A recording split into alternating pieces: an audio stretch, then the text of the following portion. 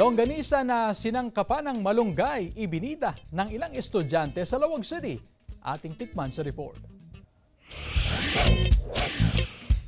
Kilala ang Ilocos Norte sa authentic garlic longganisa. Amoy pa lang, matatakam ka na.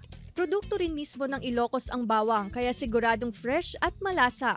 Pero ang classic longganisa, dinagdagan pa nila ng twist. Introducing Sikat's Moringa Longganisa with sweet moringa sauce. Produkto ito ng Ilocos Norte College of Arts and Trades. Ang basic ingredients sa paggawa ng longganisa gaya ng giniling, bawang, brown sugar, suka at sesame oil. Hinuluan ng malunggay leaves. Pareho rin ang proseso sa paggawa. Paghaluin at imasa ang sangkap, pero dapat tansyado ang dami ng malunggay para hindi ma-overpower ang lasa ng longganisa. Hulmahin ng pahaba, balutin, at pasingawan ng 10 minuto. Palamigin at pwede nang iprito.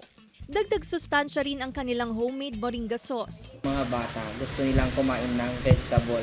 Kasi karamihan talaga sa mga bata hindi kumakain ng malunggay. So gumawa po kami innovative product aims to offer healthier alternative without compromising the rich and savory flavor that longganisa is known. Ang Sikat's Moringa Longganisa with sweet moringa sauce ay hindi lang rich in protein, kundi maging ang vitamins A, C, E at K. Pinaplano naman ng eskwelahan na magkaroon ng marker para sa produkto. Kasama si Revs Velasco, Claire Lacanilaw Dungka, One North Central Luzon.